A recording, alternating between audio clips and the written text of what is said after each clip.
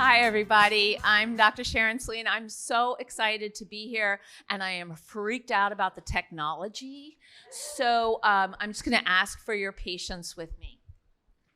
I'd like to talk today about the 4 ways that you can transform your rejection sensitivity into a strength, and that plays a key role in your resilience every day.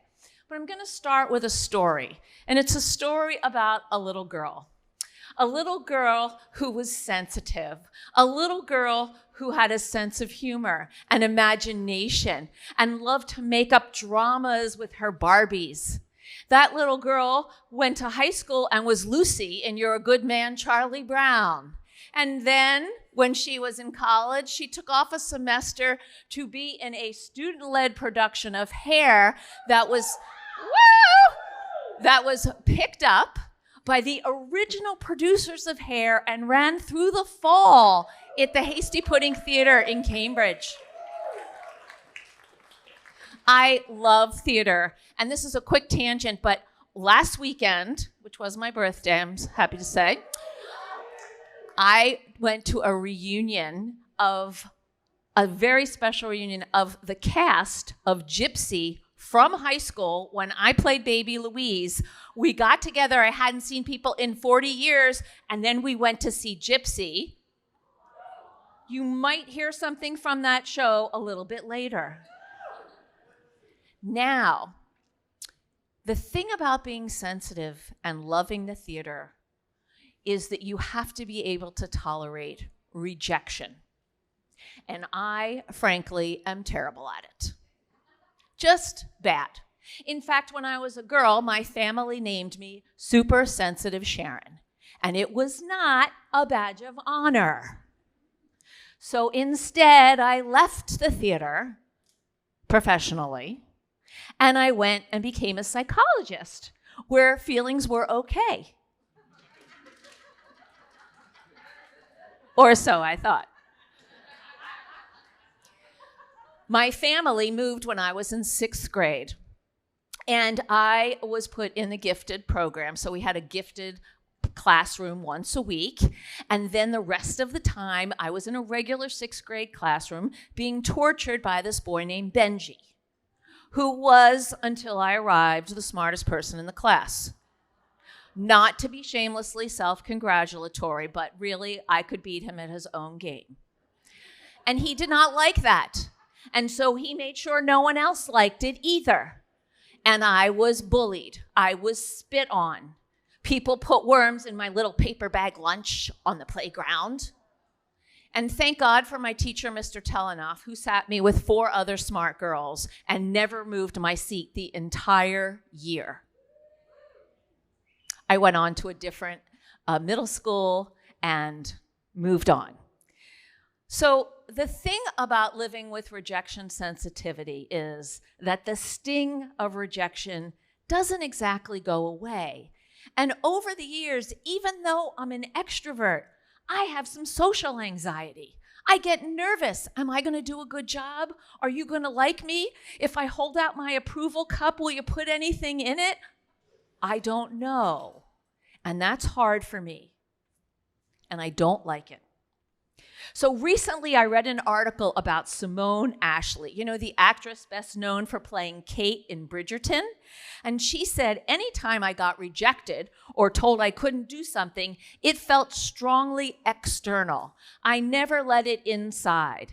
And here's the thing for people with rejection sensitivity. She said, it never hits my heart. It hits our hearts. It hits our hearts. Dr. William Dodson, a colleague and friend, he noticed rejection sensitivity dysphoria. And dysphoria isn't a Greek word for a feeling that means too much to bear. And he saw it in his patients with ADHD. It's not a formal diagnostic category, but it goes along with ADHD, and in my opinion, falls under the social anxiety umbrella, which I'll be talking about tomorrow. People with ADHD struggle with letting go of past hurts and possible rejection and have a heightened emotional sensitivity. That's different from people who are highly sensitive people. People who are highly sensitive people, it's a character trait, a personality trait, and a sensitivity to a number of different things. People with RSD are sensitive to one thing: rejection, or feeling like you made a mistake and you'll never be forgiven and people will withdraw their love. Now, there are 4 components of rejection sensitive dysphoria, as we can see here: anxious expectations, worries about whether people will like you or not, or if you'll let someone down, or if their disapproval will get to you. I don't know, but do you know people who don't care if other people disapprove of them? I'm like, how do you do that? Right?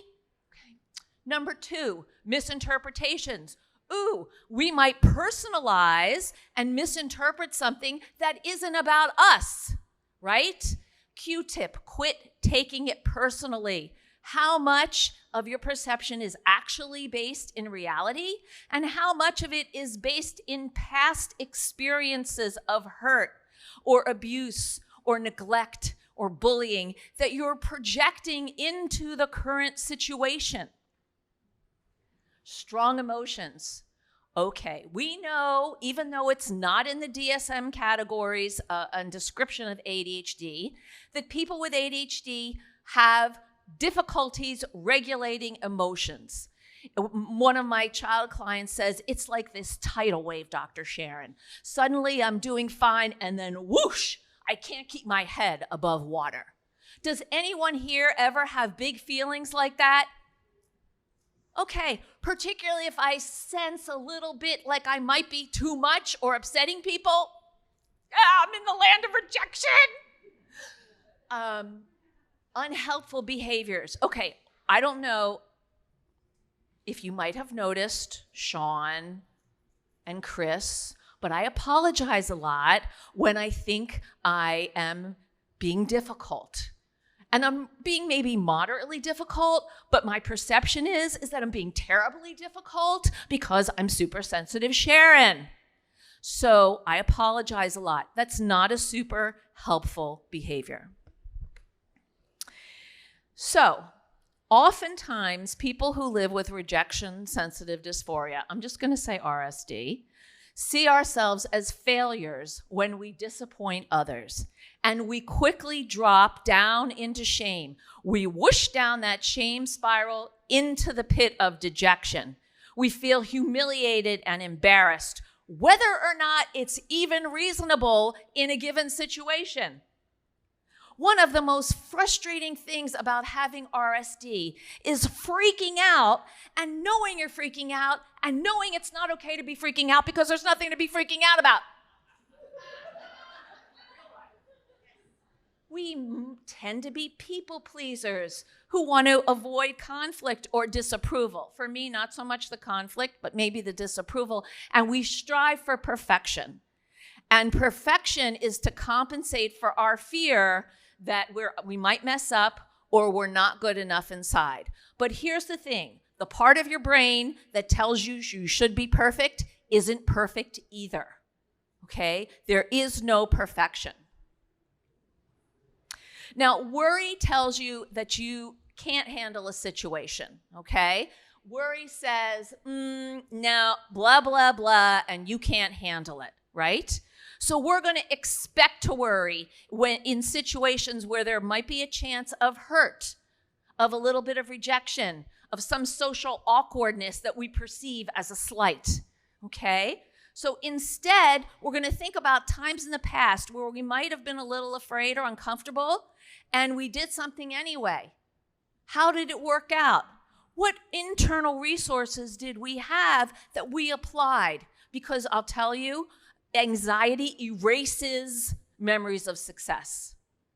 Gone. I don't know what I did. I can't tell you. We need to identify what those are. Follow the STAR approach. I talk about this a lot in my work. It's on my website, but essentially it's stop, think, act, and recover. When you sense that you're becoming dysregulated through physical awareness, tightness in the chest, sweating, etc., call for a stop, take a break, soothe yourself, then think, what is the next right thing I want to do? And then do that and give yourself time to recover. Be honest about what you say to yourself inside.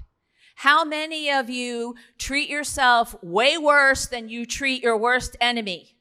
What would your grandma or your beloved pet say to you, right? What would you say to a third grader with a skinned knee? That's how we have to talk to ourselves. So we have to change our dialogue. Focus on what lights you up. This is what builds self-confidence, but also self-esteem. When you do things that you love, and consider the source. When someone says something to you, it's not necessarily about you. My father, who is still alive at 92 and was a car dealer, so that's a whole nother set of stories, he says there are 3 sides to every story: yours, mine, and the truth. When you live with rejection sensitive dysphoria, you think it's all your fault and it's only your story. So here are the 5 steps to build the resilience you need. 1, change negative thought patterns. So we're going to look at facts versus interpretations. Reframe rejection. The rejection doesn't define your self-worth. Manage your emotional regulation with mindfulness or other kinds of coping mechanisms. For me, I like to take a walk. When I'm starting to get dysregulated or I can't stand being inside anymore, I take a walk. Some people make a cup of tea. It doesn't matter. Take small risks and build confidence. This is what we call a challenge ladder in cognitive behavioral therapy. You don't climb to the top of the mountain. You don't magically beam yourself there. You take a step and then another step. What are your small steps? And lastly, cultivate that self-compassion. Not just what would grandma say, but how can you come up with some phrases that you can say to yourself? Put them on in your phone, in your memo section or your note section that you can say when you're feeling bad. And I will tell you that I have a happy playlist. Okay, it's actually called Happy-ish playlist. And I have an angry playlist. And depending on what's going on, I'll listen to either one of them. So we have 4 strategies. We're going to change our thinking. We're going to take small risks. We're going to surround yourself with a community who loves you, who accepts you. This is why we're here today. This is why we're here. And we're going to cultivate self-compassion. Now, resilience is an inner strength. And we're going to navigate it with grace. And I have this timer, and I can't tell if that's 11 minutes or 11 seconds. Because if it's 11 seconds, I'm in super big trouble. So I'm just going to say the power of perspective, baby. And I'm going to tell you a story. When I was in graduate school, I was in a supervision group with 3 other women. And one day I went into the group, it was 2 women and the supervisor, and they said, "Sharon, we need to talk to you." And I was like, oh my God. And they said, "You're too much. You're too curious. You ask too many questions. You want to go too deep. We need you to back off a little." I started to cry, of course. Who wouldn't cry in that situation, right? So I started to cry, and I walked out, and I was walking by the director's office, and he heard me crying, and he said, "Sharon, come on in." And I said, "I'm too much. I'm too curious. I ask too many questions. I'm too intense." And he said, "You're smart and you're interested in a lot of things. And if you were a man, they wouldn't have said anything at all."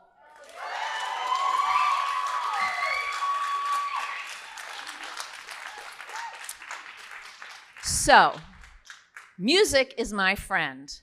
And I'm going to sing a part of a song for you that I want you to think about when you're getting a hard time, okay? This is Some People from Gypsy.